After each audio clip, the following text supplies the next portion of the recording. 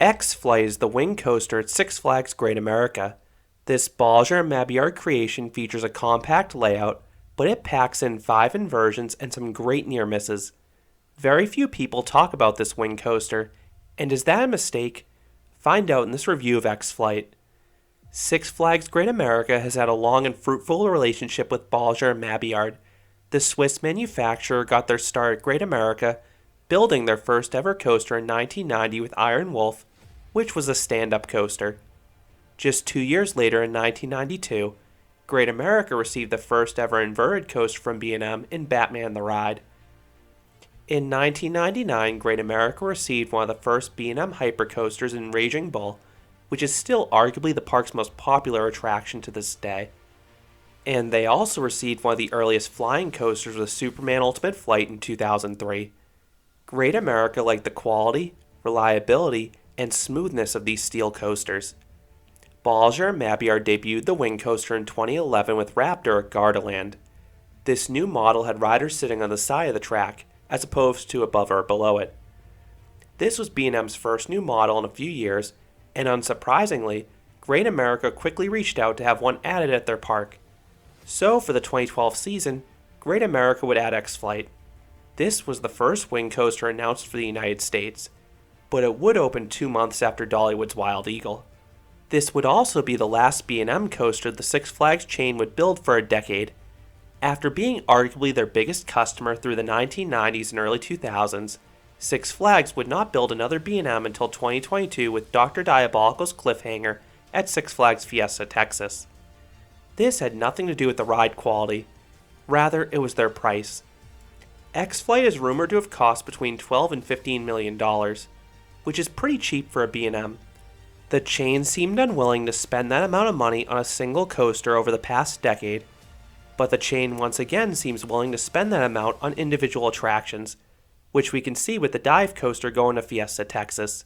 So it will be interesting to see if Six Flags invests more in wing coasters in the future, because this currently is the only one in the chain, and it seems pretty popular. Six Flags had used the X-Flight name once before, back when they added a Vekoma Flying Dutchman to Six Flags Worlds of Adventure in 2001, but it's now the only coaster in the chain with the name. There is a Sky Coaster at Six Flags Mexico of the same name though. X-Flight was placed towards the back of the park on the plot of land once home to Splashwater Falls and the Great America Raceway, and I really like the look of this attraction. The tangled red track looks striking as it travels adjacent to the midway and over the queue line, which builds anticipation.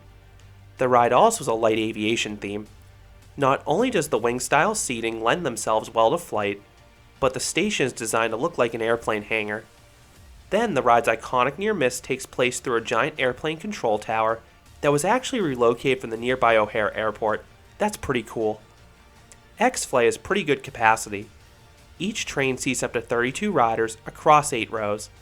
The ride routinely runs 2 trains, and the crew can check trains fairly quickly. Despite this, the ride can build a wait by mid-afternoon because of this ride's popularity and the crowds this park sees. However, this ride's location does typically lead to this ride being a station wait for the first 2 hours of the day if you go there early. When you reach the end of the queue line, you have 2 different staircases to pick from. One leads you to the left side of the train, the other leads you to the right side of the train. The ride feels identical to me on both sides, so I recommend choosing whichever one has a shorter wait. I also do not have much of a preference on my row in this coaster, but if you want the unobstructed view, go for the front. It's usually just an extra 2 or 3 trains at worst. I do prefer the inside seats to the outer ones though. The outside ones have the better visuals, but they can sometimes have a vibration or bounce to them. The ride is pretty smooth in general, but the vibrations can give me a slight headache after repeated rides. X-Flight is some of B&M's earliest vest restraints. While these harnesses eliminate all headbanging, these ones are extremely tight. They have zero give once they tighten. I typically will hold onto the vest part of the harness once checked to prevent them from compressing down further throughout the attraction. Otherwise, it can dig into your collarbone by the end of the ride. That is not the least bit comfortable. Once dispatched, you immediately head up a 120-foot or 37-meter tall lift hill. At the top, you head into a wing-over dive drop. The super slow twist at the top offers great hang time, plus cool visuals. It's a neat sensation rotating over or under the track depending which side you're on. Then you dive towards the ground, building up good positive Gs. The contrast in the forces in this element is incredible. That leads into the first of two 0G rolls. You get good hang time in the back, but much less up front. It's really weird for a 0G roll to offer that much variation in hang time between the front and back, but that's what happens in X-Flight. The front compensates by getting good positive Gs in the subsequent pullout and entry into the Immelmann. These forces are much milder in back. Then the flip over the top of the Immelmann isn't too strong, but you do have a great head chopper with a support on the pullout. You then twist upwards into another 0G roll. This one is very floaty throughout the entire train. The exit of this element also is a near miss. The train shoots through an opening in a billboard. You then twist upwards into the ride's signature element, the inline twist through the control tower. This elongated inversion takes nearly 5 seconds to complete. You slowly rotate, offering insane hang time. That alone would make the inversion great.